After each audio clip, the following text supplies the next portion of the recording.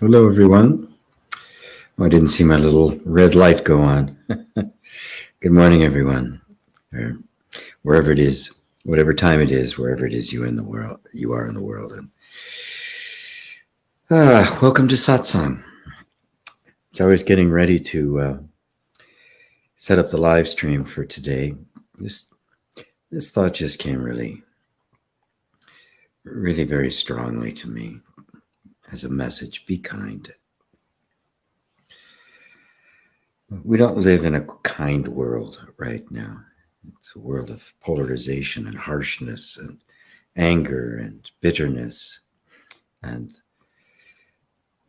it's hard to it's hard to have kind thoughts about people who are just being brutal and greedy and self-indulgence at the expense of others.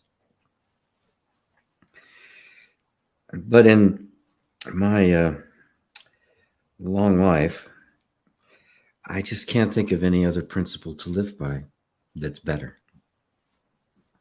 Now, I spend most of my days working with people, and most of which would not be in the situation they're in if there was just some kindness, if we regarded each other kindly. It's, well, for the most part, we're not very kind to ourselves.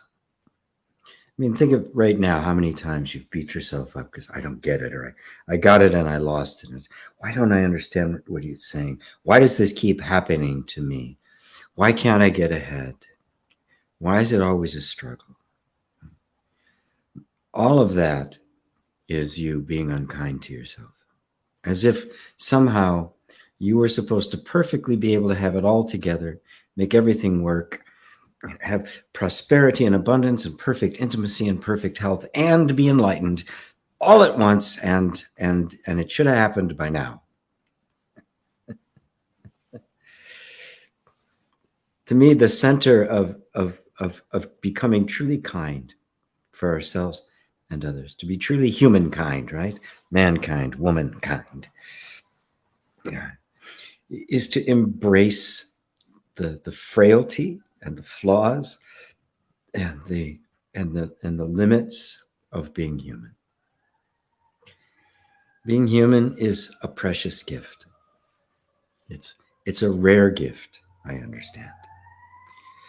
When you consider the just the myriad of dimensions and lifetimes, and just ponder for a moment the timeless, right? The Big Bang, 13.8 billion years. It's but a drop in the bucket. It's but one of an infinite number of cells in this. God knows what it is. And in all of that, we have been born a human. And you know what's unique about being a human is that it is right in between just the most transcendent and absolute and pure and beautiful, and the most earthy, unconscious, animalistic. We sit right in the middle and are kind of engaged in this process of embracing both the heaven and the hell. It's really unique. It's really unique. And there was a reason Buddha made the point that being born a human is the only experience we can have in which we can fully wake up. And yet, in our human experience, we seek to make the human experience easier. We still seek to find happiness in people and in places and in things and in circumstances and in states, altered states of consciousness. We still seek to find happiness there. And the whole purpose of being born a human is to learn that there's none there. That you alone are the source of all happiness. Happiness is a state of being. It is not a state of having. It is not circumstantial.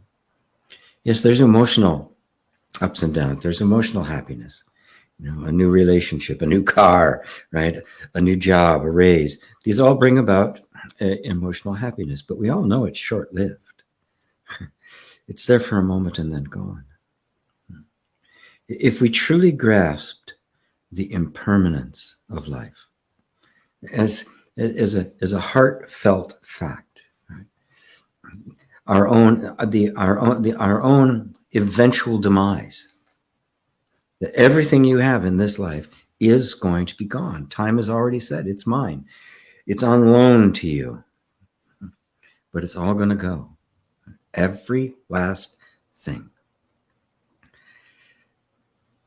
The more I think about it, the more it fills me with wonder, with awe, and a sense of how precious and rare this moment actually is. No matter what it contains, there's something divine about it. If I keep that image, I'm kind. Even when the circumstances are difficult, even when things don't go the way I want them to, which is a lot.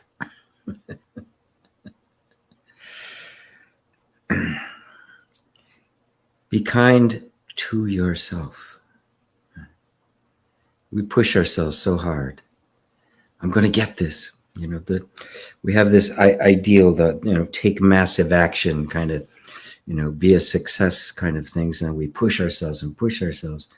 And then when things don't work, we push ourselves harder, or we blame ourselves, or we used to just blame others. Now we all just blame ourselves.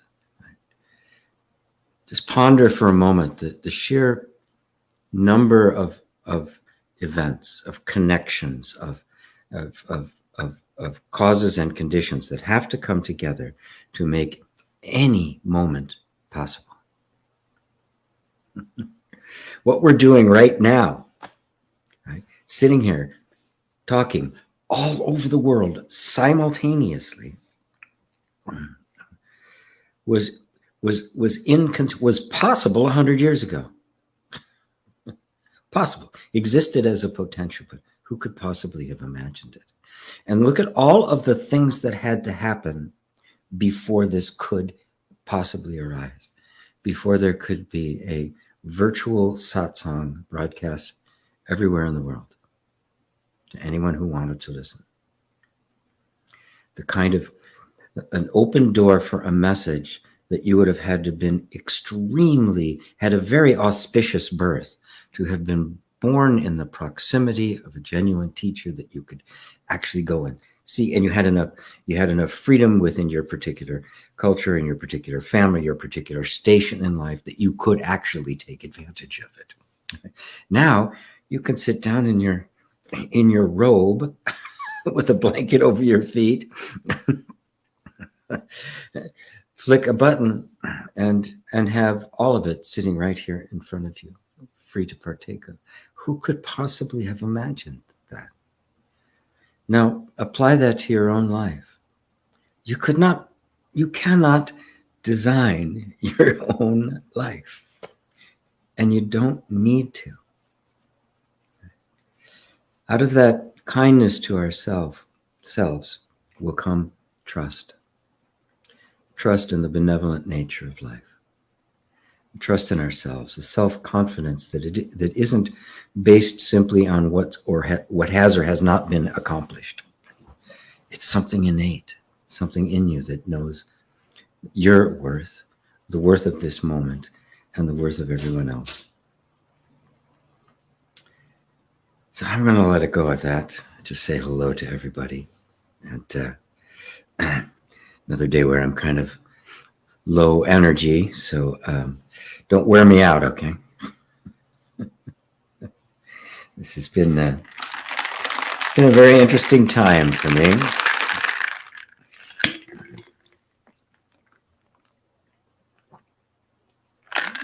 Rosario starts us right off with a question. GP, when someone dies, is there a need these days, need of 3 days prior to cremation? I've heard a lot about this, but I'm confused. Would you please elaborate and clarify this for me? Thank you for your help. You're very welcome. Very welcome. Well, there's all sorts of different traditions. It depends on what you're talking about. In some, it's like you wait 3 days. It's much longer than that in Tibetan Buddhism. It's not 3 days. I don't know how long it is. Maybe as much as a week. And there are a week and all sorts of different times. When you look at it from a non-dual perspective, there's nothing absolute about it. Right? If within your culture it's 3 days, well, then it's 3 days. Right? If it's 7 days, then it's 7 days.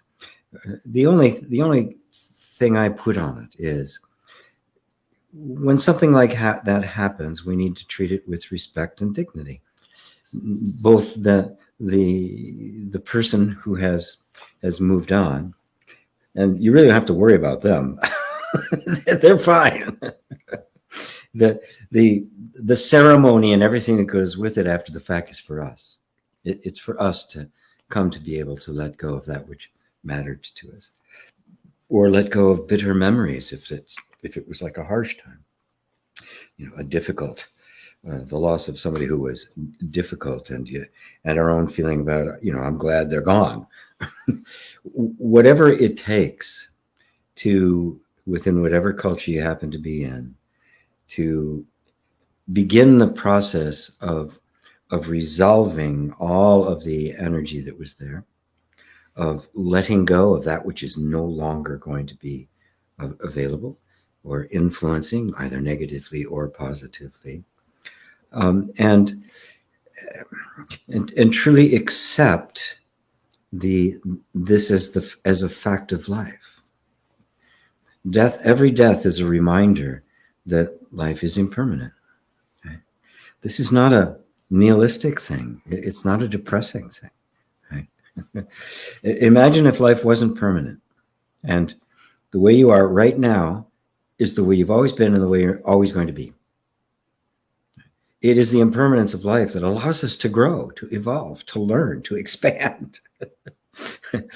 If we were permanent, be fixed, right? It'd be like the statue. Even the statues wear out, right? So on one hand, we want everything to remain the same, except we want it to remain the same after it's gotten to the place that I really want it to be, and I like, then freeze. This is heaven. Thank you. You can't have it both ways.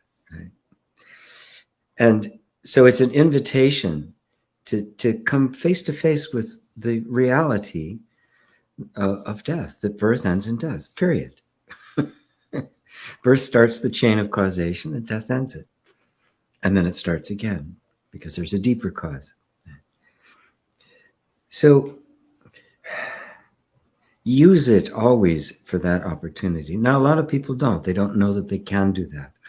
In which case we have various cultural rituals and things, be it the funeral, if you're at home, they go to the church, if it's somebody important like a king or a queen or something, it's a very long, drawn out thing. They lie in state for a while. It's cultural. There's nothing absolute about it. If I'm at a funeral for somebody, I just partake in it the way they do. I've been to some Orthodox funerals that do go on, you just do it. You just follow along. You just partake and honor it. But there's nothing special about any of it. When this body goes, I'd like to have it, now you can have it wrapped up in the root ball of a tree and planted. That sounds like a great use of what energy remains here, what food can remain here for something else. I'm not going to need it anymore. But always, let's not just gloss it over. Our culture doesn't like death. It's afraid of it. It wants to push it away. Don't gloss over the fact. Ponder it. It's a very important thing for all of us to ponder, because it brings us sacredness to this moment. It suddenly is no longer just the same thing over and over again, or the same person over and over again, or the same job over and over again. You realize that the over and over again is just memory projecting on what in fact is absolutely brand new and fresh every single day. And the end of one thing is always the beginning of another. And that this flow of Shiva's wheel of birth and death is constantly happening. It is a constant flow of birth and death that sustains this body for a period of time as it is. And at some point, that process simply says, enough, this form has run its course. We're going to do another one. And so it is. So I hope that helps, Rosario. Yeah. Hello, Roberto. Hey, Merck. Hey, GP and all. Thanks for these awesome satsangs. You're like the perfect love child of Muji and Kapur Mate. But with a unique style of expression, of course, so well-rounded and balanced. Muji and Kapur Mate. Boy, different characters, huh? I love them both. So thanks, Merck. Robbie, hello everyone from Romania. Hello, Ava in Poland. There's Mary in cold Niagara Falls. It's cold here too. I just love it though. I get up early in the morning and I want to go outside. Walked over to the pond I like to sit in the summer and spring, and it's cold. I'm not going to sit there now, but it's I don't know. There's just something about winter, the freshness, the late fall like we're in. There's just the freshness of it and the revitalization. Yeah, it's like everything's going to sleep for a while.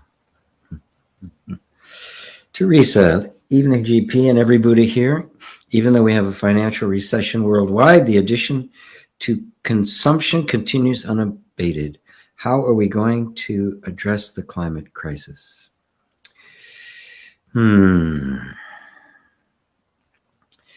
Yes, well, it is the biggest existential threat to us. You know, there's a lot of talk about, well, first off, on a practical level, I would recommend you do everything you possibly can, right?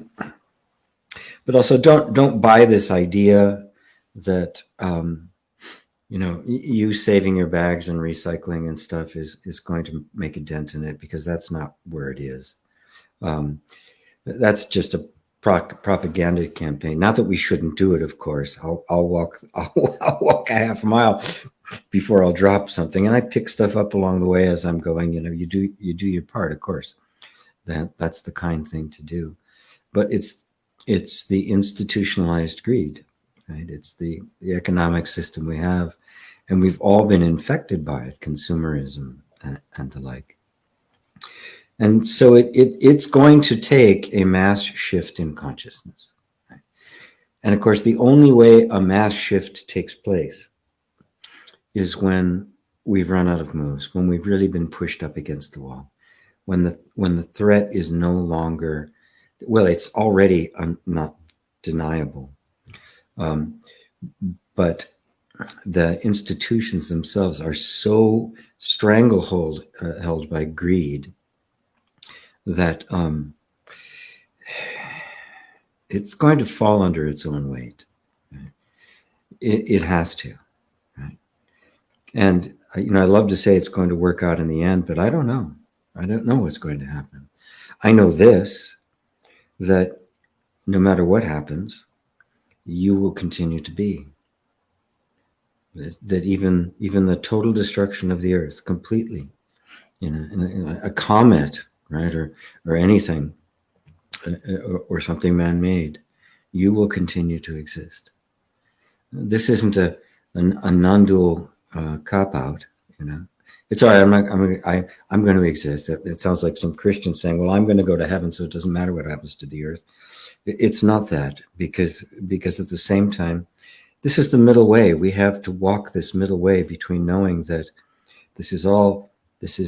really all is a perceptual dream, and that we're all in this state of egoic delusion, and do everything you can to break out of that delusion, and at the same time walk in the world as if it mattered, to walk with compassion and love, to be the presence of that which is transcendent, to be the presence of the deathless, even within the threat of death, to walk through the valley of the shadow of death and fear no evil.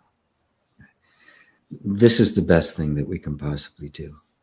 and then do everything we can to speak truth to power, to see through the delusions, to see through the propaganda, and to recognize that this is real.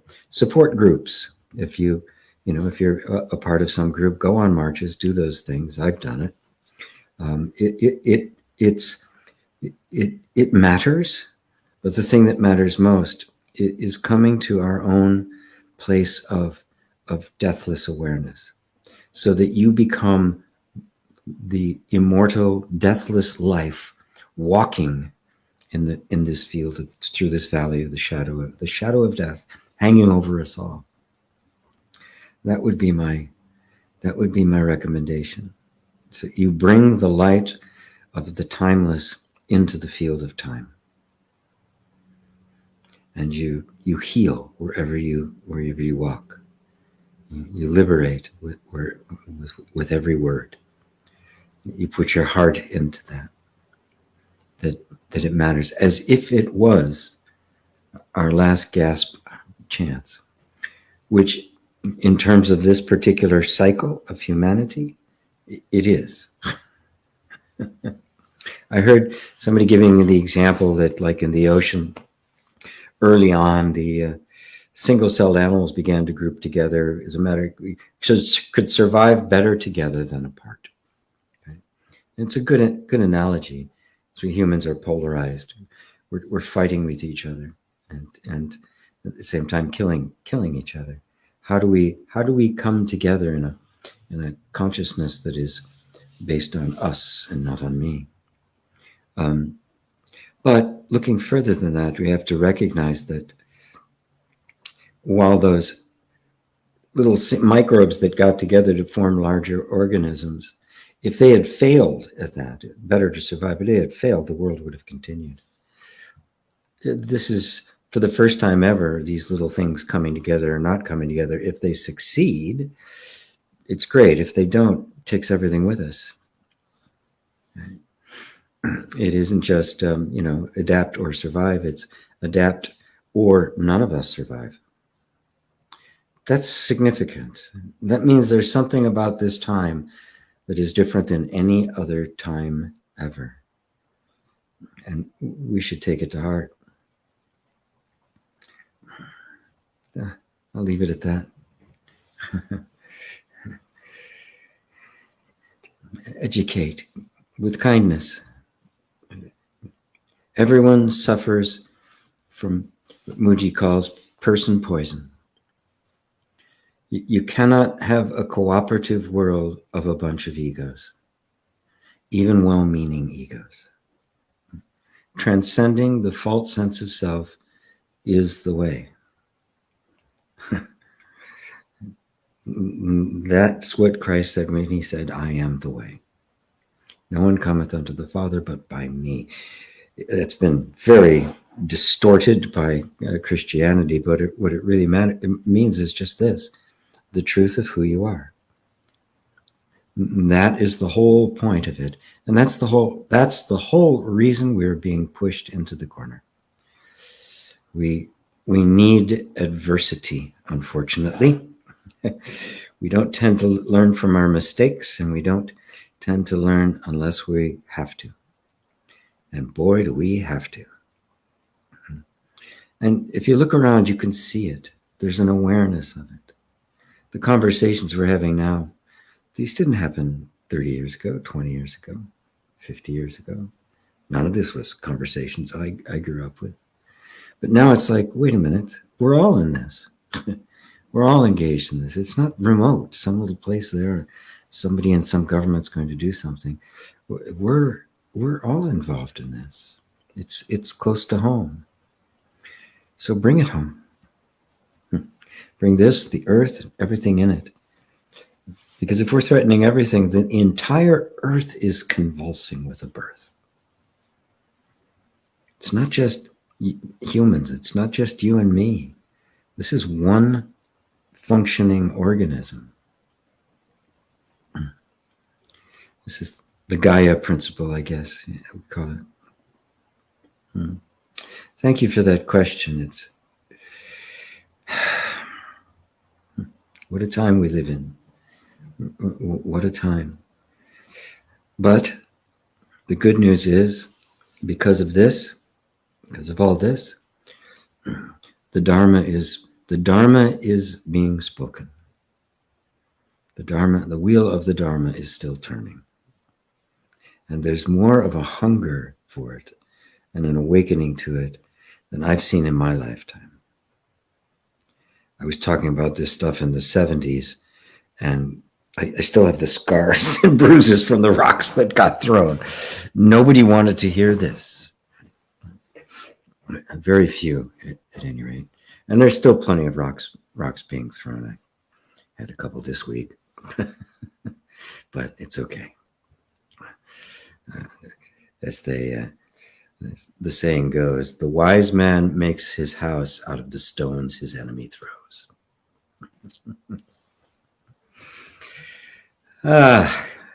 Thank you for that, Teresa. I hope that was helpful.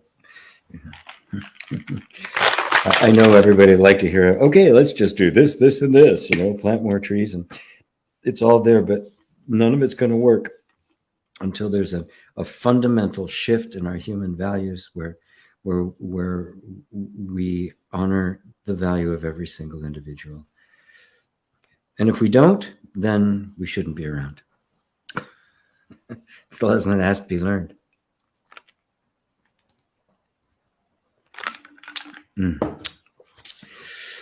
Hello, Jay. There's John in wet and cold Ireland. There's a Tomas in the Czech Republic. Hello, Tomas. There's my friends David and Elaine in Southeast England. Carl in Ireland. Neutrality, greetings. Sally, hi, GP and everyone. Hello, Sally. Teresa, kindness opens so many doors for ourselves and others. It opens all of them. It opens all of them, and it frees us from the burden of fear. Be kind to even those who are not kind to you. Now, there's a challenge. There's a challenge for the group. There's Barbara in a snowy Sweden. I don't get much snow here. I have to go see it. Although my little car is not much for mountains and snow. Sally, how is it possible to experience the felt certainty of our shared being? Is it when two people fall in love, romantic love? Well, we certainly do feel it then, don't we? I mean, yes, that's not all there is to it, but that's the taste of it. Romantic love is a taste of the ecstasy of our shared being. And notice that in romantic love, that you just want to so close. You want to just be completely in each other's bodies. You want there be no division whatsoever. You're completely absorbed in it. Of course, it's tenuous. It takes a lot to maintain it, and we don't really know how to do that very well. But the ecstasy of it is, in fact, a taste of the glorious bliss of the eternal oneness and eternal being. It's a taste of it. Now, if we try to maintain that taste in the conditions we think gave rise to it, right, we're going to lose it. But if you recognize that it was simply circumstances that allowed you to have the experience of what is always there, you begin to turn inward. Both partners turn inward, and the relationship becomes a direct reflection. The depth of the relationship is a direct reflection of the depth of the penetrating of your own being. To find that shared being. Remember, it's the shared being is the reality. It's the fact. That truth inherent in our being expresses itself in numerous forms. But it does not require an expression to be what it is. The truth is the truth, no matter what, no matter who, whether it's believed or not, whether it's experienced or not. I can easily experience delusions as opposed to truth, and they will seem as real.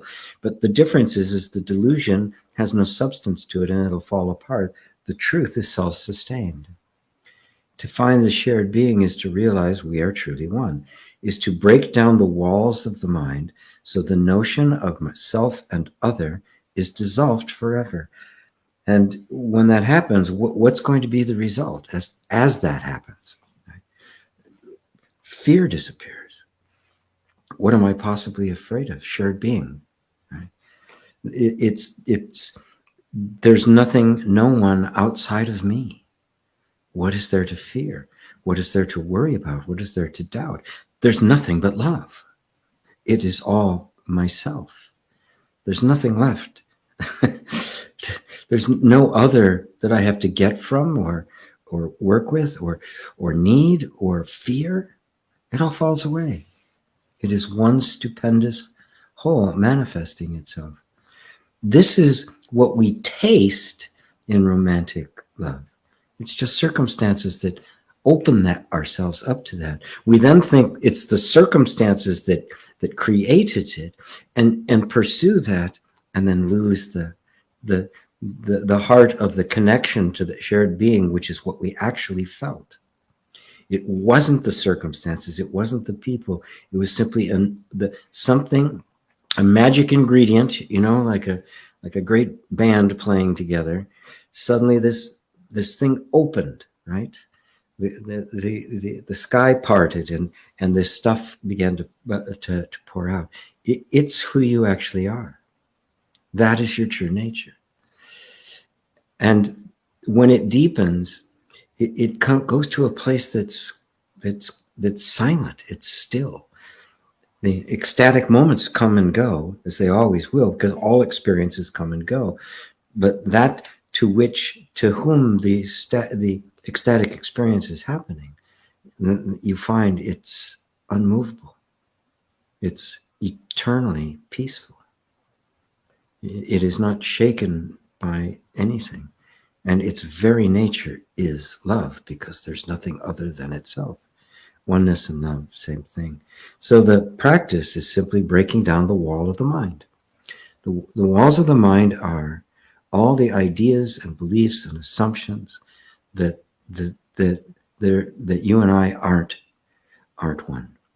That you and I are some separate beings, that you're over there with your little localized consciousness, and I'm over here with my little localized consciousness, and two consciousness, duking it out or hugging or whatever. There's just the idea of there being more than one consciousness, which is simply another way of saying ego, that you have your little world, I have my little world.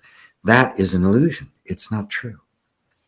There's only one field of consciousness, like space, right? The space where you are,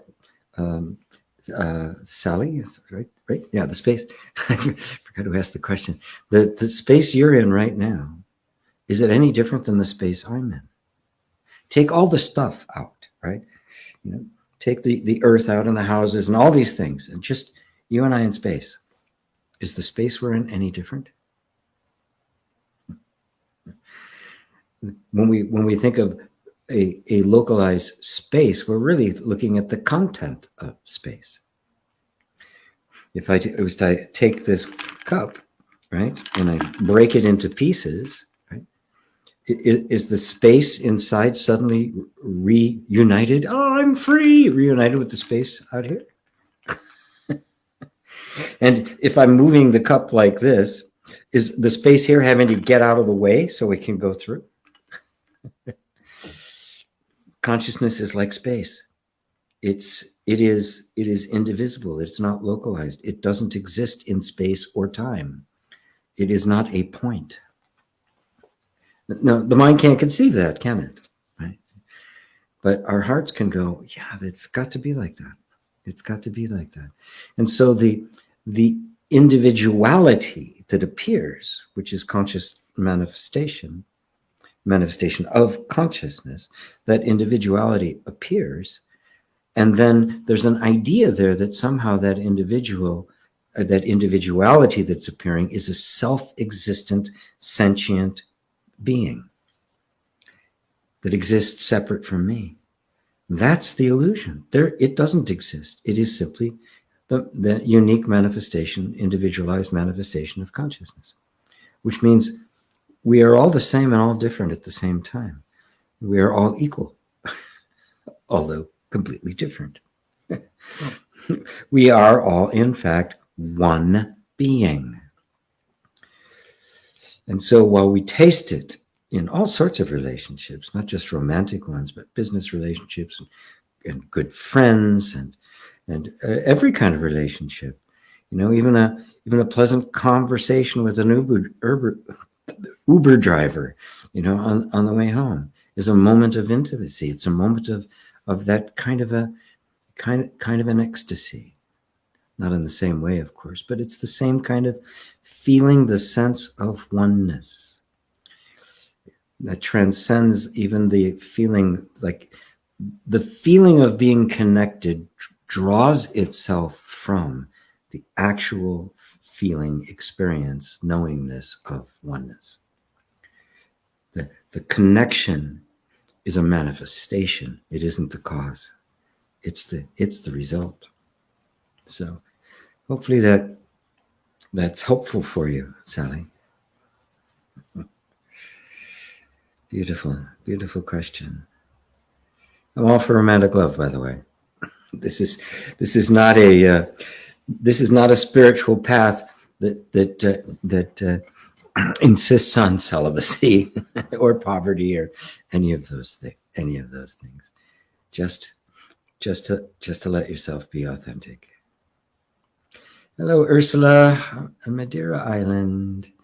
Amy, how could we as human species communicate better? Sometimes it feels like it's nothing but futile to even try to communicate. I wish we all could telepathically feel each other. No need for language. Your desire to communicate, your beautiful, sincere desire to communicate is the desire we all feel to be one, to connect. Even telepathically, I mean, it's the way we imagine of communicating without misunderstanding, without getting it wrong, without misinterpreting. Right? Of course, the only way that can happen is if there's such a clarity in you that you hear the other words. Really good communicating starts with good listening so that you can understand, hear the question behind the question, a statement behind the statement, even see all of the elements that went into a particular something that somebody said, maybe even an unpleasant thing that they said. You can read the energy behind it. This is something you can cultivate over time. Keep at the heart of it is a desire for communion, to genuinely communion with another being, right? Even while you're working through the understanding that there is no other being. There is an experience of other, but there is no other. How can I put this so it doesn't sound so out there? Because a lot of people, there is no other, and it's like there's this dismissal of our experience of all the other beings. That's not love. And that's getting stuck in the absolute. By knowing that there is no other as an independently functioning entity, the other now becomes one with me. Can you see that? The other doesn't become insignificant. They become more significant because you see them now as a manifestation of the very thing that your human life is a manifestation of. You truly are one. There's not two there fighting with each other. There's only one. And it's only our delusion of the other being a separate entity rather than the self that creates the conflict. Now, hold that in your heart. Hold that. Hold them as one with you. And you'll be communicating and you won't need words. But what are you communicating? What is it that you have to communicate? The only thing any of us has to communicate is what truth we have seen for ourselves to the degree that it has reached into our hearts and transformed us. That's the only thing worth sharing. Question for leaders: where are you leading us? What is it that you really have to share? What can you give? What can you show us that would make us want to follow you there? It would make us want to take up that path.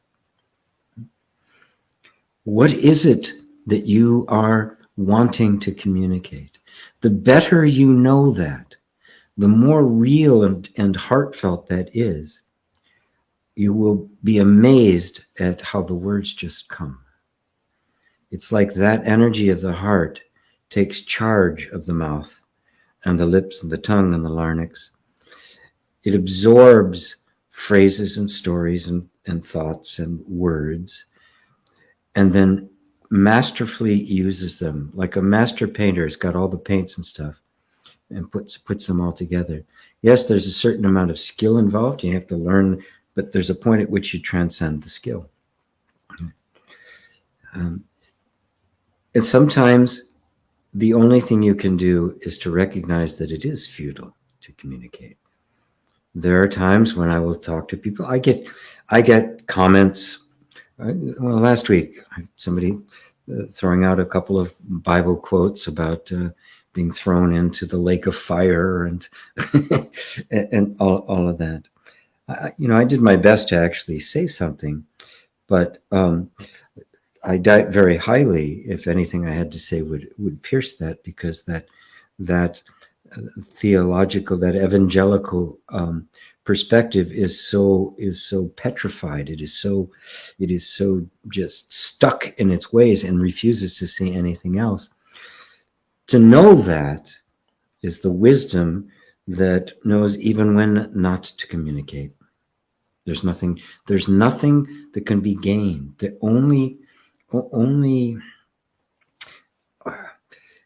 only discord can come out of that. So you don't do it.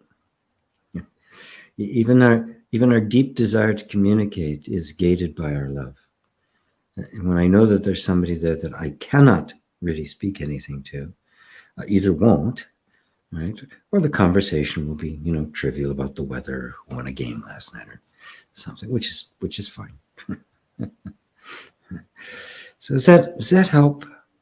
Does that help? You don't really need language, right? You don't. Communication doesn't require language. Your body doesn't use language. When I work with people in healing traumas and that sort of stuff, the body isn't giving words.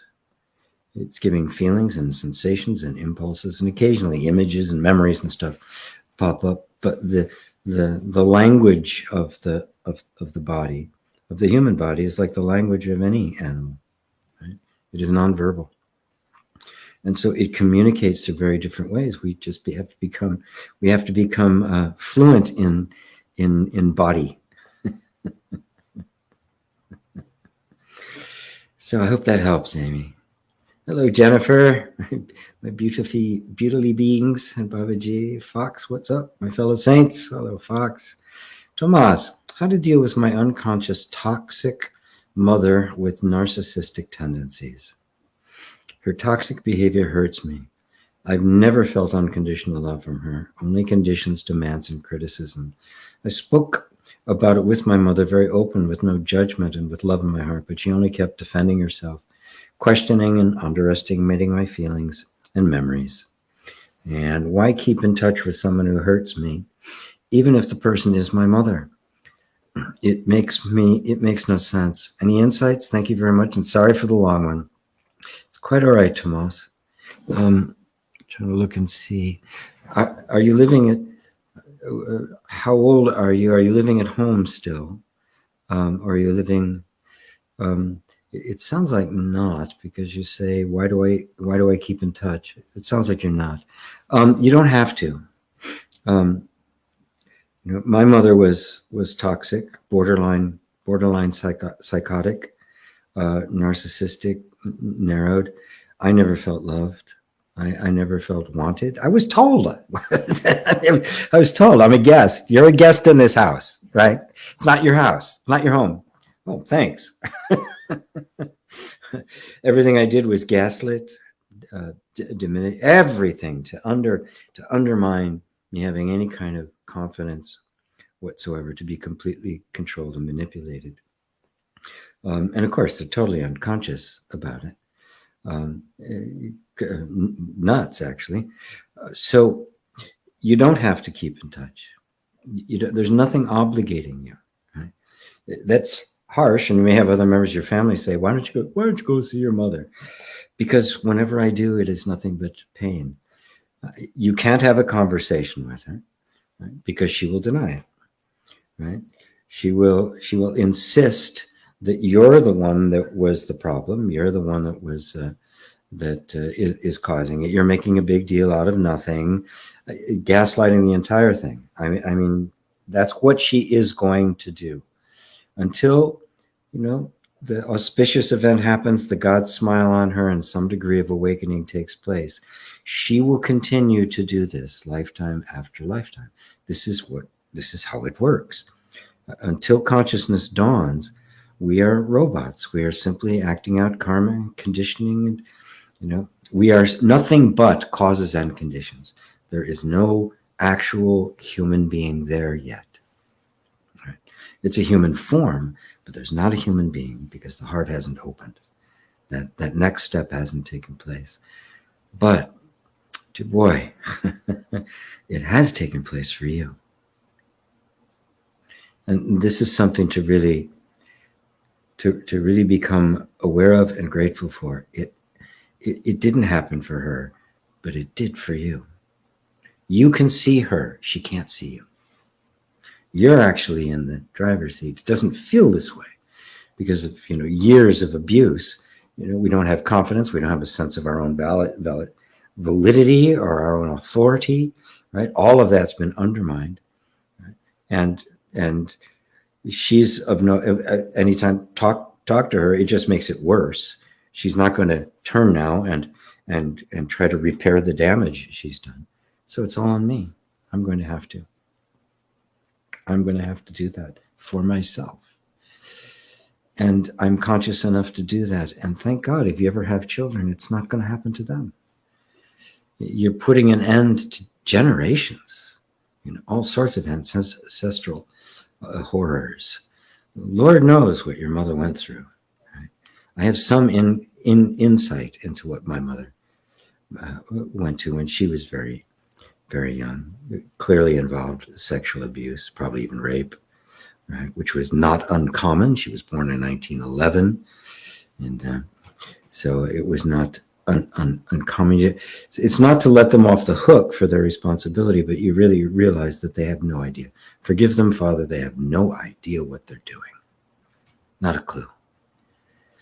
And knowing that she has no idea, and she's never going to be anything other than that, you can now deal with her as such. You don't have to try to fix her. You don't have to try to get anything from her, because you won't. Instead, just recognize that's who she is, and hope that one day she wakes up, and be really grateful that that day to wake up has come for you, and it will free you from all of this. It will free you from all the past. It will free you from her influence. It'll free you from all the conditioning and pattern that got embodied into the system that has made life difficult. All of that, all of that, its days are numbered because you have begun to awaken.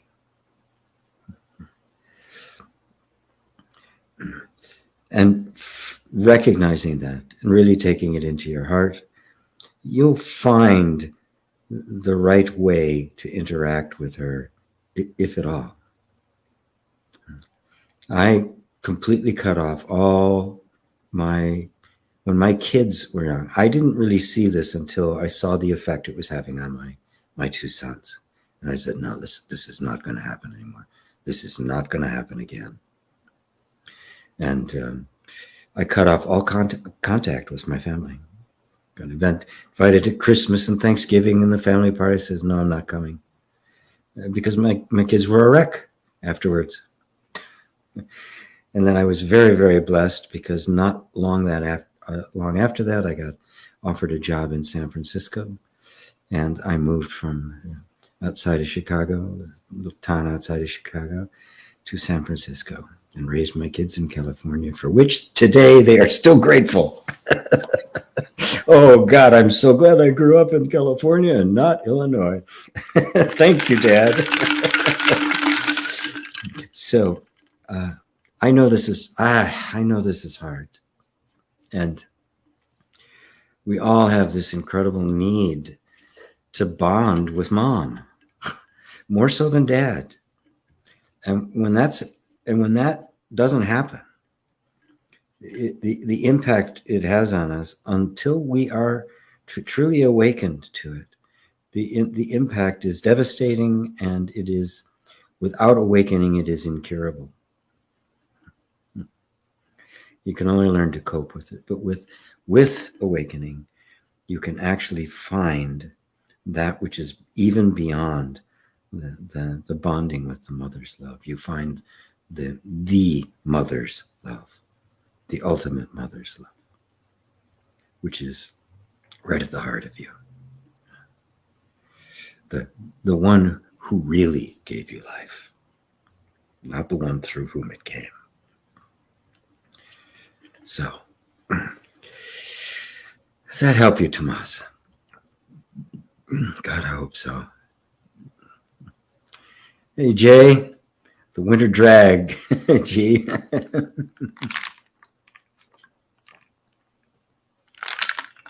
There's Hendrik. Lake Constance, Germany. Amy, hi, you're from Bangladesh. Wow, wonderful. How wonderful. Must be middle of the night for you. I don't know what the time is over in Bangladesh. It's like 12 hours? So it's like, 12, 11 or midnight up there? 12 hours ahead of me. Carl, GP, is consciousness perfect? It damn well better be. Oh my God. Imagine if it's flawed. Oh boy, are we screwed. Anyway, how do we be kind and honor consciousness without doing it from conditioning? I was taught as a child to be kind to others while ignorantly being unkind to myself. Yeah, that's very common. And that's very, very common. Yes, to be kind, which means be obedient. Do as you're told, and don't think about you. Don't do anything for you. It's pretty common. Well, honor. Nisargadatta once said, "Worship consciousness like God. It is the source of all things, pure consciousness, which is perfect, right? It is absolutely perfect. It is the definition of perfection. It is the standard by which everything else is measured. It is indivisible. It is irreducible. It has no form. It has no attributes in and of itself. It is the infinite. It's beyond the infinite because it is not infinite space or time. It is timeless. It is spaceless. It has no dimensions. It is infinitely small, infinitely large. It means space and time mean nothing to consciousness. And it is from here that all experience has sprung. And that consciousness is right at the center of your being. That very same consciousness is what is hearing my words right now. It is not a person that is hearing my words. Person is a construct of the mind. But the actual point of cognition, that which is actually hearing the words, is that consciousness. Worship it like God. It is the great I am. And to do that, you're not doing that from conditioning. Conditioning has no consciousness. Conditioning is just conditioning. It's a machine. It's a robot, right? It's just doing what it was programmed to do. It's not really sentient. The sentience is something else altogether. You are aware of the conditioning. And so your desire to honor consciousness is not coming from conditioning. That desire to honor consciousness is consciousness. And you're conscious of it, aren't you? So even the desire for the ultimate kind of honoring of consciousness or self-love or the love of God is in fact the very presence of that love. There's not you honoring consciousness, because what could honor consciousness other than consciousness? Something that's not conscious couldn't honor it, right? This microphone doesn't hear my voice. It doesn't react. Oh, wow, that was good, gee. Oh, gee, that was really stupid. Why did you say that? The microphone's not doing that. Consciousness honors consciousness. Love honors love. Right? Of course. What else could it possibly be? And isn't that perfect? So even your desire to be kind and honor consciousness is consciousness. Your desire to love is love. Notice, you can see the subtle way in which we make there's me and then there's consciousness. Well, if there's you, then consciousness. Well, then what's this that's conscious of consciousness? You are that. You are that already. This is the wall of the mind to be broken down. You're already the self. And yet the mind keeps saying, well, not quite, because if you were really the self, the God self, the true being, well, it would look like this. And it's got this little checklist. Well, what if it doesn't? What if it looks like this? What if it looks like that? What if that's what reality actually looks like? What if that is the manifestation? Which means you're already that, but your mind's checklist, right, keeps going, well, no, it can't be that. It's got to be this, right? Shouldn't I be, seeing angels or wearing robes or in a state of eternal bliss? Well, what if not? Who said? Where did all of that stuff come from? All just ideas. All just ideas. What if where you are right now, exactly as you are, was it? Are you not conscious? Are you not aware? That's it. And everything that appears to it is not separate from it. Everything that appears to you is not separate from you, except there's this tiny little thought of I. It sits in the middle and goes, separate from me. What do you mean, me? And it's this idea of me, which is this little curmudgeon, this little person, right? And there's nothing actually there. There's no consciousness there. It is an idea. Ideas are not self-aware. Concepts do not think themselves.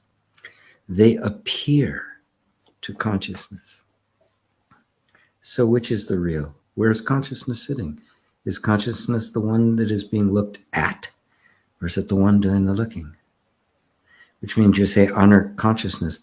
It's a concept of consciousness, isn't it?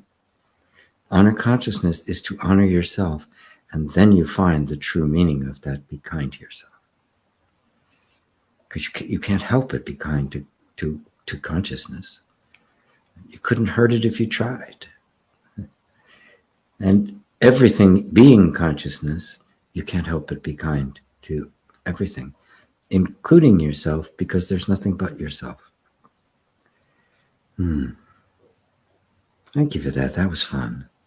Did that help, Carl? Villain. Body in pain and feeling sick after waking up. Why? Well, I'm going to assume you mean waking up as in spiritual awakening and not just waking up in the morning and feeling bad. There's a big misunderstanding that when the awakening happens suddenly, it's going to be, there's going to be great bliss. Oftentimes, awakening comes in very, very gradual, a gradual series of recognition of realizations over time, which is actually, Nisargadatta even said that's usually more reliable than the big explosive event.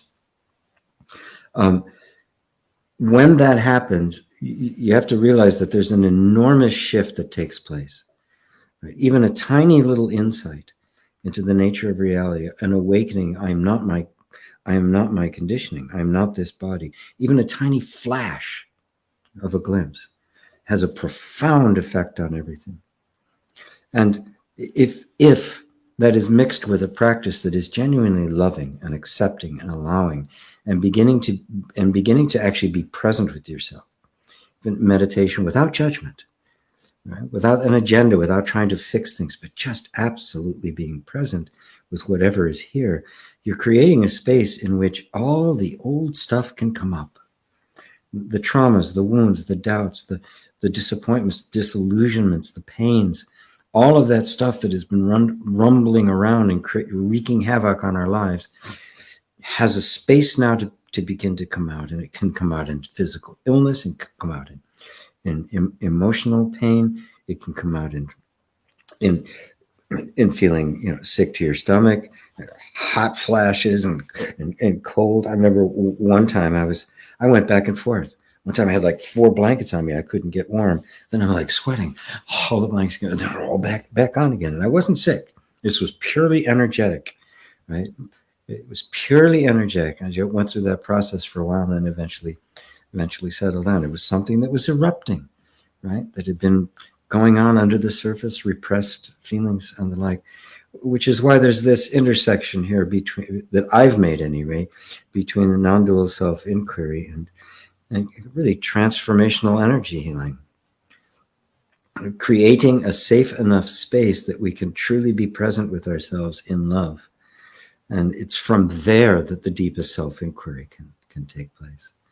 So don't make a problem out of it. Simply what's here. Notice that something that comes up like body pain or I'm feeling sick, right, after I've just had a great insight. And the mind then goes, well, there's a problem here, isn't it? Oh, what are we going to do with this? The mind begins to attach meaning to it, as if, why is this happening? This shouldn't be happening, right? Well, just put all of that aside and go, well, what is actually happening? Well, there's body pain here and there's a feeling sick here. Right? What does that mean? It means that there's some body pain here and a feeling of being sick here. What if it doesn't mean anything other than that? We don't need to give it a story around it and turn it into a problem. This is how our minds work. It wants to turn it into a problem. Oh, God. Geez, why is this? This shouldn't be happening. Well, I know it should be happening. And the reason I know it should be happening is because it's happening. I'm really simple when it comes to this kind of stuff. It's like, should it be happening? Yeah. Well, how do you know? Because it's happening. But now don't put anything extra on top of it. Don't project anything other than what is there. What's actually here? There's some body pain. And there's a feeling of sick. Okay. I'm just going to be with the body pain and the sick. My mind's story about why it's here, and it doesn't matter. If there is some reason it needs to be here, it can tell me, right? Because if there is, it's the only one that knows anyway. My mind's just going to try to guess and figure it out. So you're the wrong tool for the job. Thank you. I like you, but you're the wrong tool for the job right now. Pain's here? Okay. Pain is here. Period. Now notice how different that feels when it's not a problem. It's just something that's here. And the beauty of this is that if we don't hold on to it through resisting it or grabbing onto it or making a story about it, we find that absolutely everything in the universe is transient. It came, it'll go. It's here now. Okay, fine. I'm just going to let it be here. It's uncomfortable. Yeah, okay, but it's here. So I have no idea why it's here. It may be important, may not, may tell me, may not, doesn't matter. It's here. Right? And I'm going to make up no story about it because I know it won't be here forever. Nothing is. It just passes away. Does that help? Villain? Did I say your name right? Villain? Ava, yes, G, about what you told in the beginning, kindness, thankfulness, trust, and surrender to life, God, however we call that. Yes. Suzanne, XO to you. Hello, Patricia. Patricia, she's great. Jay, I heard Ramana Maharshi contemplated what death is after his father's passing. What was in that body? What left? It lays there now, not knowing anything. Yeah. You can imagine that at some point in human history, you know, animals are aware of each other's death and that sort of thing. You see it, especially in mammals that, you know, have bonding and the like. You'll watch elephants mourn over you know, death of somebody in the herd and the like. There was a point at some point in human history where we did, where suddenly this, you know, this guy you were out doing stuff with, you know, you're hunting or something, and he gets jammed by the buffalo, and they're gone. They're gone. Where did my friend go? There's a sense there of communing. You're not just communing with the body. There's this energy. There's all sorts of things. It's just so, where did it go? What, wait a minute, what happened? And for most, just the idea that, well, the body stopped functioning, they're gone, that's dead. It's not, most people don't buy it. So we have all sorts of ideas of what happened to them after the past, after that. Most of which are nonsense. Most of which are projections of our minds. But it is something that, well, what in the world? What happens? And I've done some meditations which, you know, guide us through that process, and it's something that I do regularly. You know, as I've gotten older, it keeps coming to mind. It's like, what does that really mean? Letting go. Letting go of my granddaughters, my sons, my friends, my students, people I've known, people who have been very dear to me, that all of it's going to pass away. And that's a fact. It could be this afternoon, could be 25 years from now. But it is a fact that this is permanent. Impermanent, I mean. I seek the permanent, not just as an antidote, as a cure, as a balm, right? Something to kind of mitigate the pain of loss, but because there is something that isn't coming and going, right? But all of this is. And to really ponder that puts you in a state of mind that opens you up to find the immortality of everything, and you find you don't lose anything at all, that which is coming and going is only an appearance of what actually is. And that's the great revelation. Oh, I don't lose anything. It's the illusion of death that was the illusion of material life, of organized matter as if it were life, when in fact the organizing principle is the life, and the form is just the momentary manifestation that is in constant flux.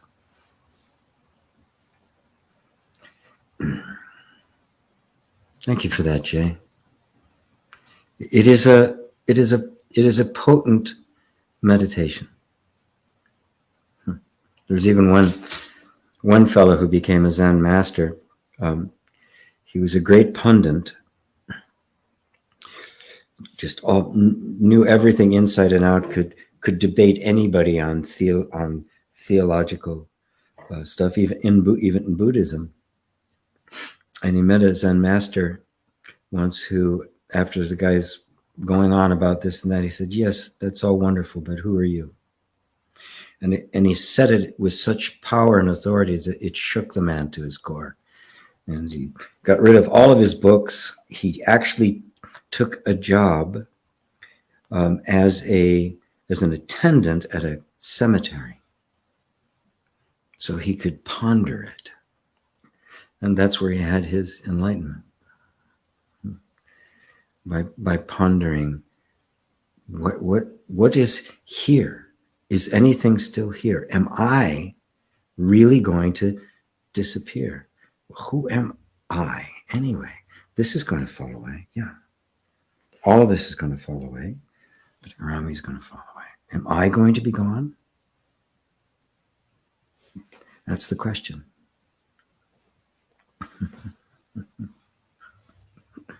Spoiler alert, no. Lindsay in California. Hello, Lindsay. Jay, there's Brent. Best part of the week. Gee, for me as well. Peter, good evening from Italy. I'm on the ground in a pink room with my daughter drawing. Oh, what could be better? Thank you. Much love, GP. Oh, oh, wonderful. How sweet. In a pink room drawing with a little girl. Oh, what could be better? Mary, excellent open. Thank you, Mary. Plan. I won't throw any rocks at you, GP. Thank you. Thank you. Yeah, I'm done with the rocks. I have to admit I was a bit overbearing. I really thought I knew everything. So it wasn't, completely, wasn't completely their fault. What can I say? Learn to be kind. Joanne, can I ask a question, please? Sure. Is everything that presents itself in my reality is a reflection of what I am creating within? Then how do we create better internal signal for better outcomes? Well, step one is, and this seems like a hard one and even kind of a weird one, you have to let go of wanting to create better outcomes. Because very simply, as long as whatever I'm doing internally is to create a better result out there, I will always be judging what I'm doing here by what's out here. I will always be, oh, I had this wonderful insight. Are things better now? You will be forever being drawn out of here, back out to there. And if it isn't the way we expect it to be, if it isn't manifesting in a way at least close to what we had in mind, we will assume I've done something wrong and we'll just kind of change it up here and try to do some more. You see, that way will never, ever work. It's always going to be dragging you back out here and assessing here. And the reality is that something can shift inside of you, and the evidence that it has won't show up for a long time, sometimes years. It will be dormant. The evidence is always lagging behind. So if you keep looking for the evidence, it's always going to keep dragging you back to that which is manifesting the evidence.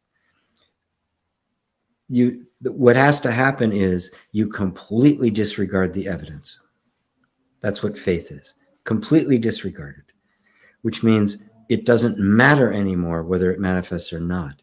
You completely drop all your desire for better results.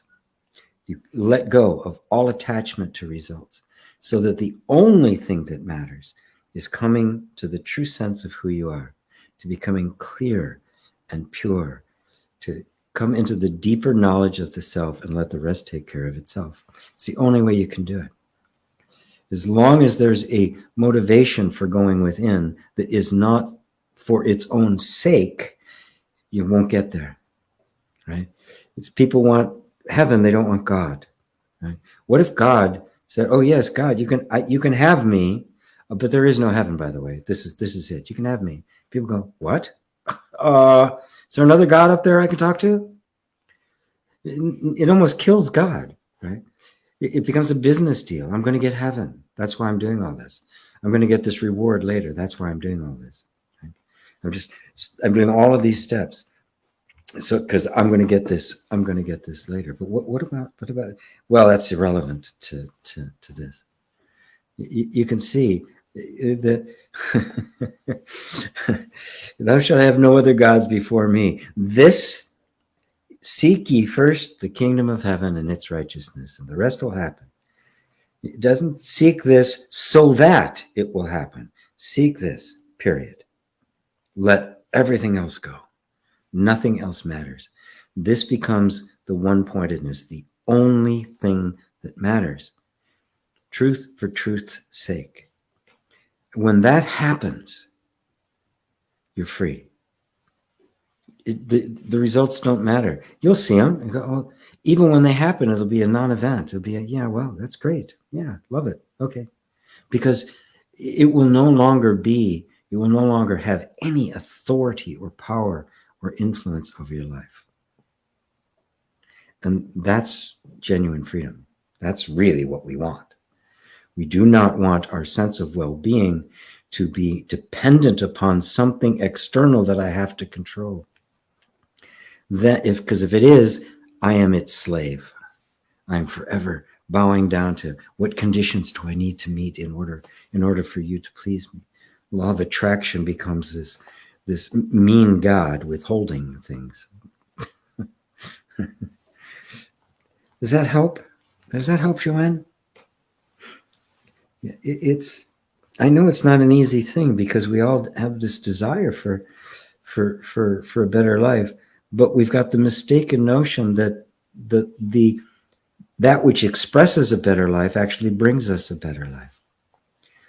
Believe me, there are people out there who have everything you wish you had, and they're miserable. They're not happy at all because no thing, no outcome, no place, no circumstance will ever give you lasting happiness. It must be found here as a permanent, inherent characteristic of our being. If that is found, it will manifest itself in the life, but not right away. It will first put you through the test to make sure that you're not just playing at this game, that you're in it to win, that you're in it this all the way. Then the blessings will come, or they may not come, and you won't even care. You'll already be in heaven. You'll be there. You won't need anything else. And you find, oh, wow, this is it. I've been there the whole time. God, I hope that helps, Joanne. Jenny, 21, because the one I love lives inside of you, I get as close to you as I can. Oh, what a beautiful phrase. Yes. When I love lives there, I get as close as I possibly can. I get as close as our bodies will let us. But we want to go closer. We want to become one. All love is the desire to become one. Isabel, good afternoon to you. Lyrics in life. What is the best way to maintain presence awareness and not forget your true self? Well, let's look at this a couple of different ways. Wow.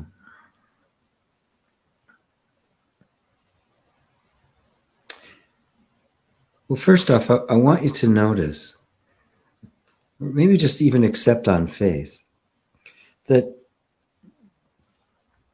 presence awareness, right now, are you aware? Are you maintaining it, that awareness? Anybody here can answer this. Are you maintaining that awareness?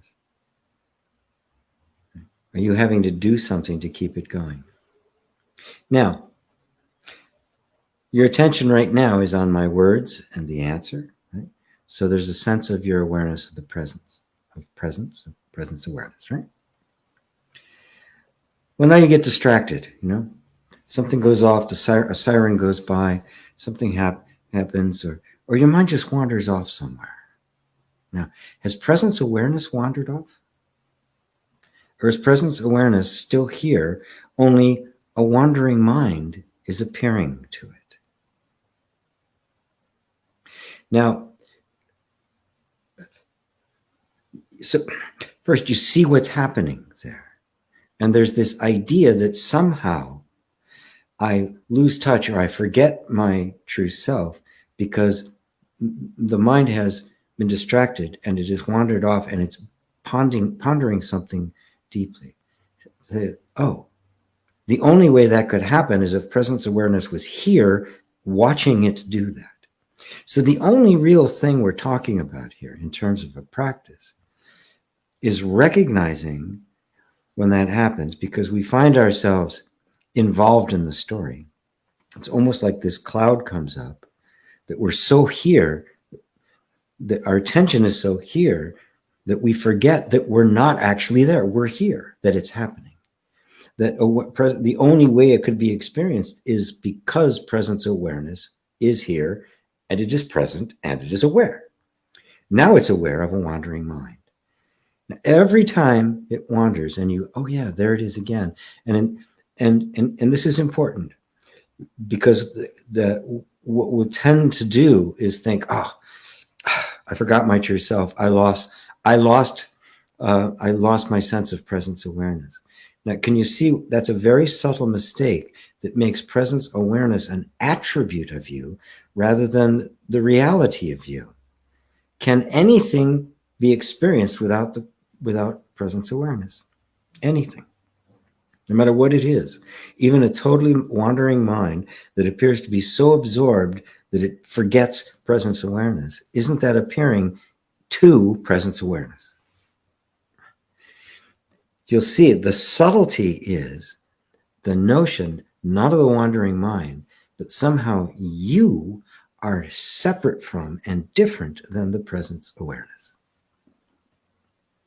Are you ever not that? Even when it's completely clouded up and there's no recognition of it whatsoever, is it not still there, aware of there's no recognition whatsoever? So what is it that's actually forgotten the self? It's the mind. It's a thought. Nothing. The self hasn't been forgotten. Mooji puts it beautifully. He says, I am. Before the idea that I could forget, or the idea that I needed to remember, was believed. The idea that I could forget my true self manifests as a mental image of somebody forgetting who their true self is. It's a belief that has given rise to a manifestation in the mind, a belief in it that is in the mind, right? All appearing in front of the awareness. Every time you see that, you go, oh, that's not me. I'm the one looking. How can I possibly lose me? Where am I going to put me that I can't find me? How in the world am I ever going to forget me? I'd be the one forgetting. I'm still here. You can see it's very subtle stuff, and thank you for that question. It's very, very subtle. Even the idea, what's the best way to maintain it? As if it was something you needed to maintain. Don't buy the idea that it's something you need to maintain, and all the maintenance will just fall away. And it is what you are now. Even when the mind goes completely dark and cloudy and stormy, it's a dark and cloudy and stormy night to awareness. Nothing exists without the awareness. That's why it is presence awareness. It's both existence and aware and consciousness of existence simultaneously. Existence is consciousness. They are one. Does that answer it for you, lyrics in life? Is that a good start? Happy to elaborate on that one. That's a great question. Thank you for that. Ella, hello, Ella. Hi, GP. Lately, I feel so one with the way you say or explain things. And it feels as if the time swallowed itself in one instance and a plug pulled an invisible floor from an invisible underneath. Wow. Yes, pulled an invisible floor from an invisible underneath. It's a nice image. Well, I'm very happy that my particular mode of expression works for you. And that, but do remember that I'm but the catalyst, right? I'm just kind of poking at you, right? I can't poke at everybody. I can poke at some people and nothing happens at all, but with you, it does. So you've done the work. You've done the preparation that makes it imminent that the eruption of awakening will happen. It's true for everyone. It's true for everyone here. You wouldn't be here if that possibility didn't exist. So the invisible floor, yes. The floor was never there in the first place. Neither was the underneath. You've just simply fallen into the vastness of yourself. Because what else is there other than you? What's fallen anywhere? Or just fallen away? Thank you, Ella. Hello, Dale. Good to see you. Makaranhas, GP, when we are relaxed and paying attention to either our emotions or sensations, are we releasing emotions and sensations and trauma and abuse? Thank you for your answer. If you are with them, paying attention, with no agenda whatsoever, with no intention to get rid of them, to fix them, to change them, only a deep, open-hearted desire to be fully present with what is ever is here, no matter how wounded or disturbed or in pain it is, like being with a wounded animal. As long as that's the case, you are creating the safe environment that is the thing that releases these emotions and traumas and abuse and all of it, everything that arose out of it. Because it all got stuck because of fear and the need to defend ourselves. And so we built this protective layer and have been maintaining that protective layer. When you start just paying attention to these feelings, noticing at first you don't want to, you want to fix them, get rid of them, you'll find all that motivation, all the self-help stuff will be there, but you put all of that aside. You go, no, I'm just going to be here with this lovingly. This is distraught, disturbed. This is a rescue dog, right? It needs my love. And so I'm just going to listen to it. I'm just going to be with it, no matter what. And I'm going to notice that I'd rather it not be there, but just let that all become just the desire for freedom, for everything to be free to be itself, to be absolutely free, to be fully expressed, and to be happy. And if you maintain that environment internally, you have done everything you possibly can to release all the traumas and wounds. You have given it a safe space. And that skill, that capacity for making a safe space is just, it can grow. There's more you can learn how to do to make it more and more and more safe. But just the act of lovingly allowing them to be there and listening to them without trying to get rid of them opens the door to just mountains of healing, because it doesn't have to hold on to that energy anymore. It can release it. It is safe enough that the defenses can come down, and they can't come down until it's safe enough.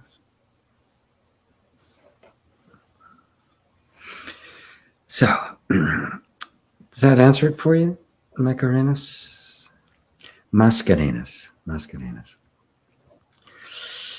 Oh, Faith. Hello, Faith. Hello, my chic. Everyone from Vienna. My heart longs for a partner, despaired for a job. All of this makes me feel brokenhearted. I feel that ache, pain in my body. Pray for me, Babaji. I love you. I love you too, Faith.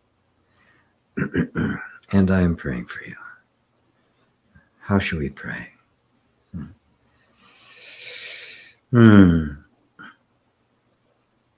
That you see the enormous blessing and benefit that you are. That your circumstances are not the gating element. They are not the defining element of your character and your value. And that you are worthy of a partner, of a job, of a place. You're simply seeking the place to best express who you are. And that I pray that every single circumstance unfolds for you the deepest possible insight into who you really are, so that you will at last be completely beyond all suffering and totally, eternally happy. That's my prayer for you, dear girl.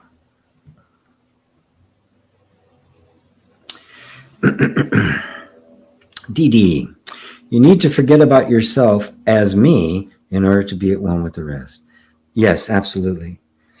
We cannot have a harmonious world with a bunch of egos, even well-behaved egos. And right now we do not have many well-behaved egos. Most are quite badly behaved. Right? But you're absolutely right. As long as I believe myself to be separate self, I will be inadvertently creating conflict, even though I don't want to. Even though I'm doing everything I can to not create conflict. I can't help it, because the egoic mind is a sense of a separate self. That's all it is. And if we are separate, there's going to be conflict. Yes, there can be harmony, right? And the harmony is closer to the truth. And the less I see myself as a separate self, the more that harmony becomes solid. It becomes cemented. It becomes more than just a possibility for us to get along. It becomes the very nature of our shared being. But yes, in order for that glorious thing to come around, we need to forget ourselves as we believed ourselves to be and discover ourselves as that presence awareness. That is who you are. I can't say that enough. It is already who you are. You cannot become it. You cannot become what you already are. It is already the truth of you. Just reject every thought that says otherwise. You are already the self. So if anything tells you you're not, or postpones it, or says almost there, anything that makes any other claim other than it is what you are right now, dismiss it. It's not true. Even though the mind will argue, yeah, but what about? It's not true. It never was, it never will be. Thank you, Dee. Neutrality. Can you talk about awareness and unconditional love? Can you please attempt to define it? Awareness, well, awareness is like your eye. Your eyes are, suddenly mine got very tired. Your eyes are light collectors, aren't they? They just collect the light. Does your eye accept or reject what strikes it? Oh, no, you can't get in. I don't like you. Does it do that? No, it just lets it in. Boom, lets it in. Done. There's something else, right? Up and down. There's all sorts of processes and things that get memories and associations, all sorts of things get attached to it and identified and compares and contrasts and names and all that kind of stuff that happens as it kind of moves up to the scale to finally something hits consciousness, the conscious awareness as a perception. But the eye itself, yeah, come on in, no problem. Yep, no bouncer. There's no bouncer at that door, right? Now, if the eye can collect it, it cannot be seen without awareness, can it? So by the time anything is rejected, or it's been accepted, it's been honored, or it's been dishonored, it's already in, isn't it? Awareness has already said, okay, come. I have no conditions whatsoever to what I am aware of. That's unconditional love. And you can see that it is simply the nature of awareness itself. It is not even an attribute of awareness. The nature of awareness is it is aware, period. There's no judgment, there's no preferences, there's no criticism, there's no vested interest, there's no comparisons. All of that happens later on. Awareness is just the pure, here it is, pure, direct knowingness. And then all sorts of processes happen, and that's okay because it's aware of that too. Awareness doesn't deny, if somebody's selfish, awareness doesn't, not letting that selfishness in, doesn't do it. Okay, there's selfishness, there's egotism, there's kindness, there's sweetness. So think of it like that. Awareness is pure, unconditional love. That's what it is. See, they're not two. The nature, we can speak of the nature of awareness. Its behavior, for lack of a better term, is unconditional love. Because it always says yes, sure. It's the perfectly open heart. It's the heart that welcomes everything into its awareness. Right? So they're one and the same. Can you please attempt to define it? That's about as good as I can do. A dictionary definition I can't really get to, but it's awareness is the true I and the true eyes. I mean, even the eyes collect light, but they don't see. There's no cognizance. It's just a collection device. Any more than this mic hears my voice, or this camera sees me. Right? It's just collecting light. That which sees is awareness. And it sees it all. Even the subsequent ideas and concepts and meaning and association, everything that gets associated with what is seen is also being seen and accepted and allowed by awareness. It's criticizing nothing. Even the criticism appears to it and couldn't exist without it. So, does that help, neutrality? Amy said it really helped. Thanks, GP. You're welcome. Hello, Melissa. Hi to you. David, you're not alone, Tomas. Wonderful. Thank you, David, for reaching out to him. Mary, your response to the one about the lake of fire was so good.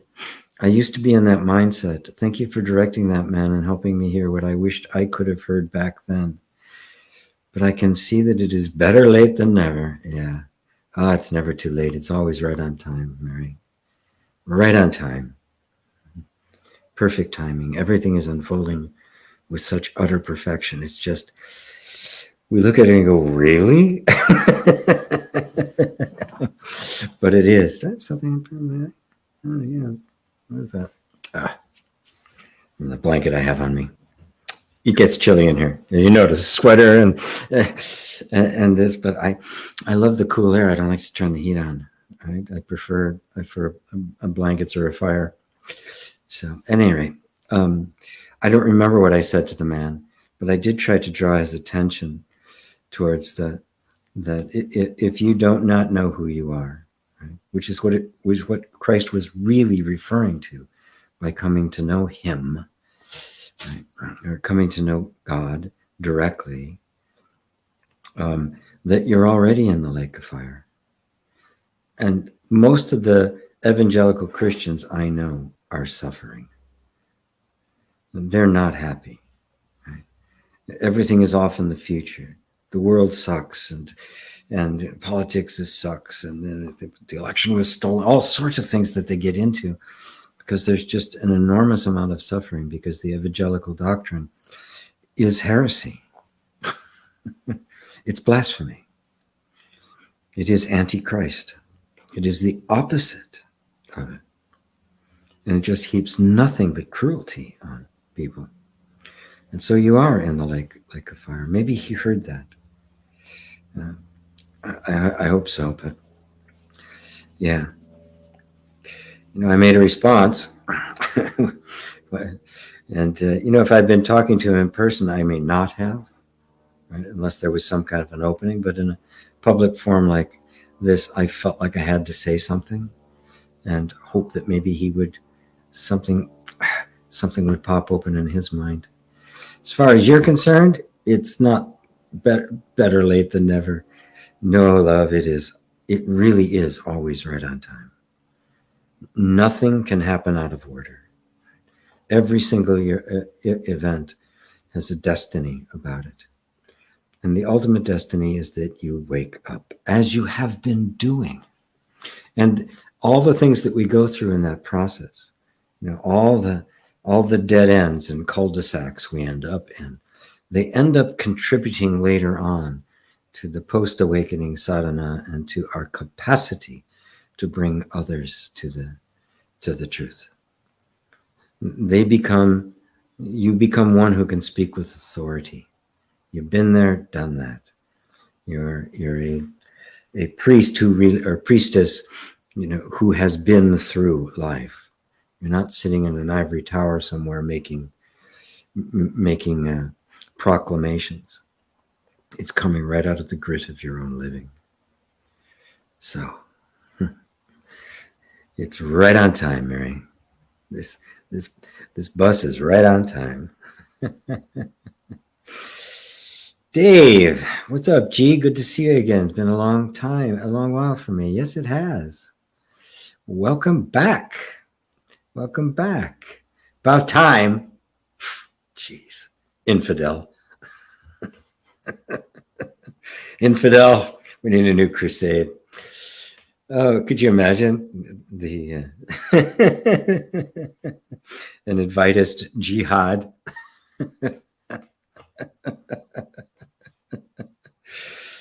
What war? What enemy? That'd be a good one, yeah. Brent, being from the Midwest is some real trauma. It is. It just being from the Midwest itself. That's all it takes. You are traumatized, period. If you're growing up in the Midwest, your parents raising kids in the Midwest, you need to be saving for their therapy later. You just have to do it. It's the right thing, right? Don't worry about college. Save for the therapist.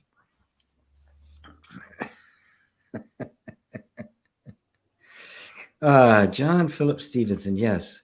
Mary Baker Eddy said, love is reflected in love. John, are you a Christian Scientist?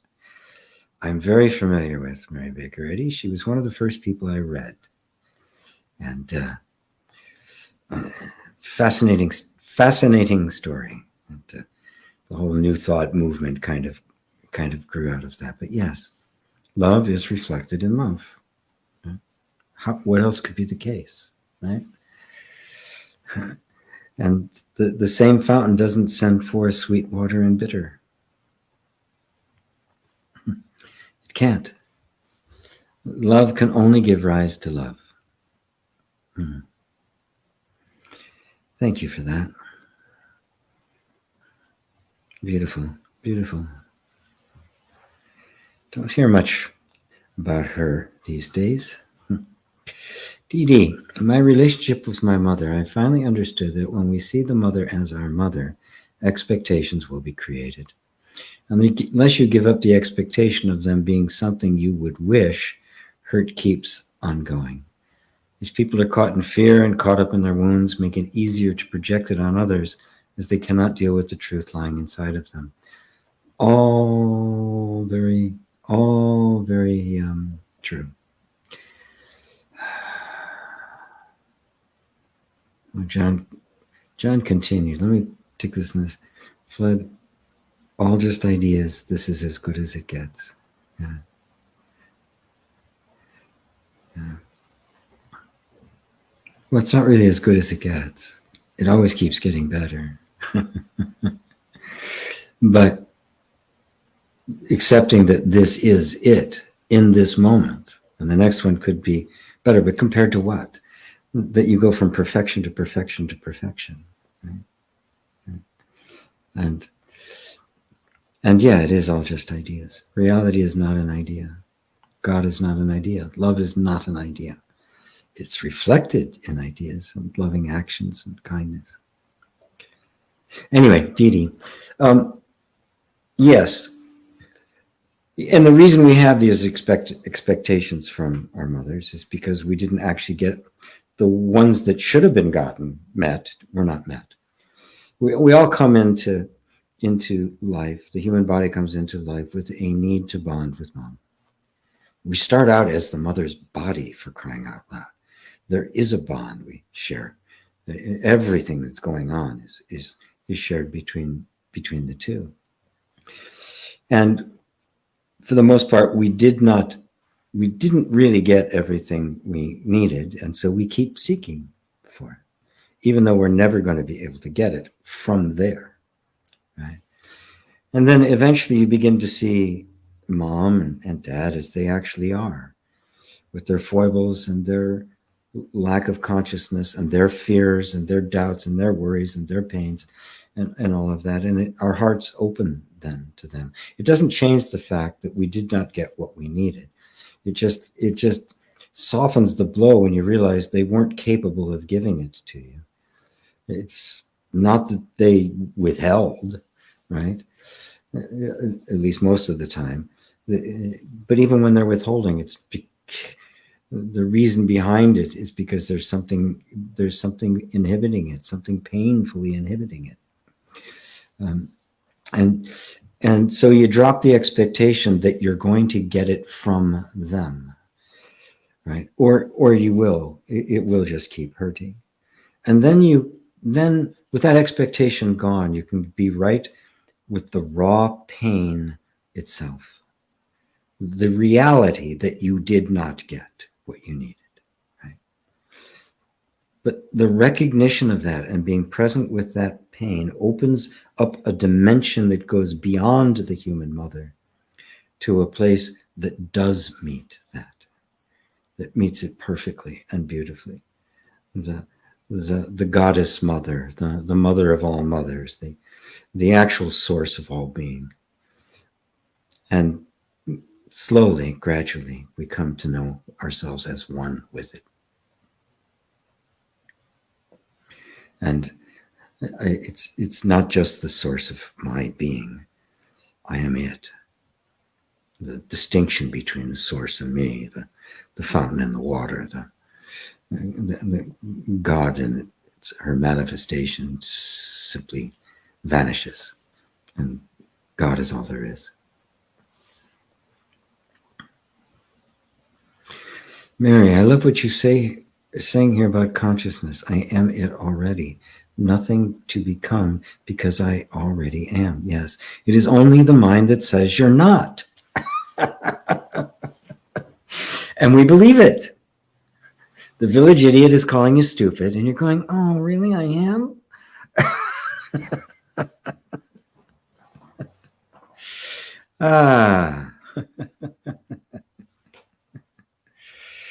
Yeah.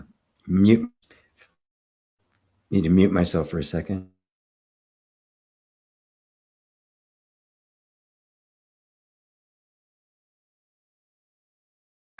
Okay, I'll be back. There's about 10 minutes left. Let me quick through here. Be kind, park the mind. Oh, thank you, Vina. I guess that helped. Fiona Jane, hello GP. I keep doing the 10 days of tapping over and also sometimes just tap. It has become a lovely meditation for me and had a profound effect. Thank you for that, Satsang. Oh, you're welcome, Fiona. Yeah, that was another, especially that the last one I did on the 10 days of tapping, which happened very spontaneously. And I was just very, very happy with it. So yeah, that's a good one. I took excerpts of that. It's mostly excerpts of that I put together in Tapping on the Fearless Hue. Because there was 2 full days that were dedicated to fear in that. So Facebook user, GP, every enlightened teacher says there's no person, even though I can understand it. Why is it so difficult to feel within me? Sasha from the UK. Oh, beautiful. Thank you for that. Sasha. Lovely name. You get it. You understand that the person is a concept. It's an image that has been projected on just what is the functioning of the nervous system and the body and life, right? You get that, right? But you have to remember that this is so deeply believed. The sense of the person, the separate self, is so deeply believed and has been for so long and has been ingrained into us from the time we were born on in every single lifetime, that it is active as an energetic assumption, an energetic flow of energy. So even though you get it and you see it, your body, your experience, your life around you is still going to be operating as if the person really existed. And this is where it gets confusing. If you realize that, I see. It's not just appearing as thoughts, it's appearing as impulses, as beliefs, as memories, as sensations, as emotions, all sorts of things, as meaning and all sorts of things they're actually the nonverbal manifestation of the sense of a separate self. And so our sense of what it means to be the self just has to deepen.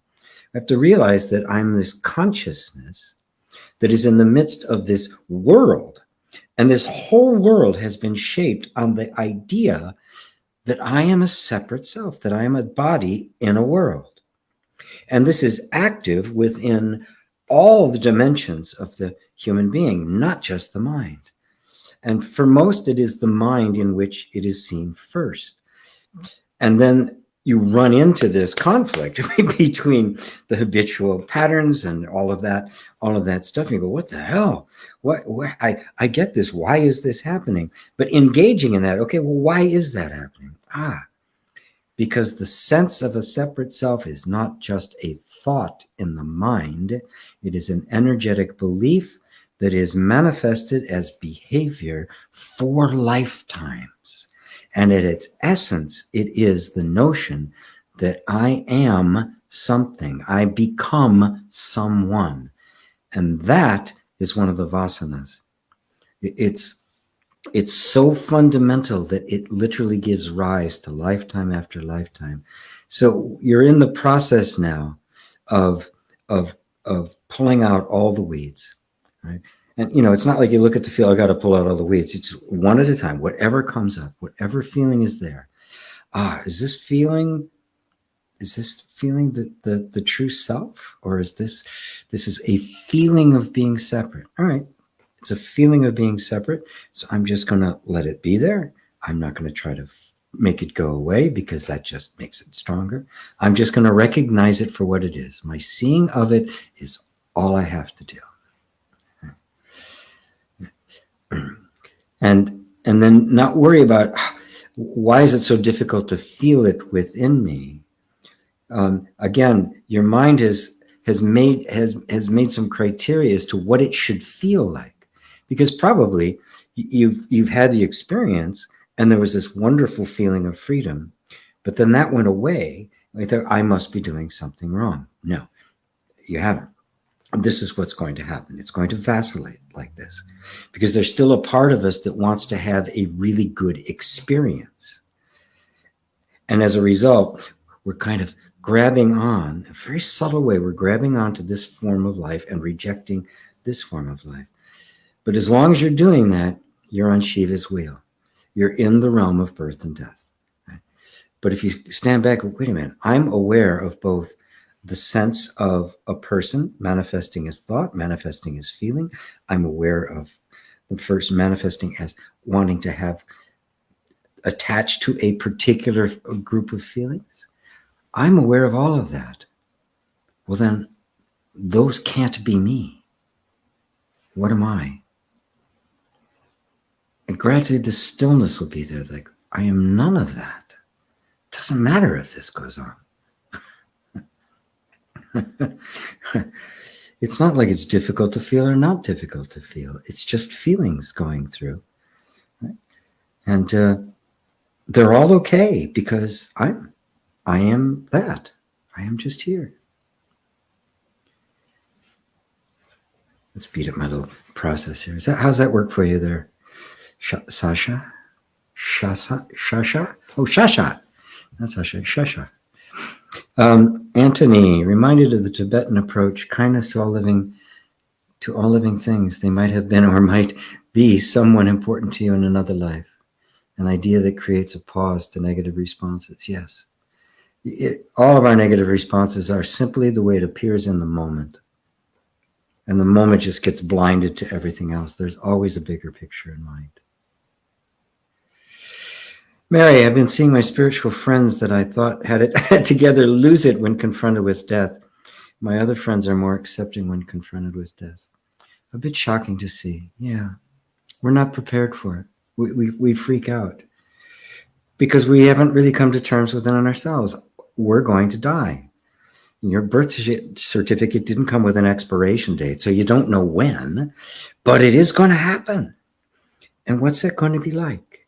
What will the experience be? It's such a powerful and beautiful thing to ponder, and it makes life more sacred. It truly does.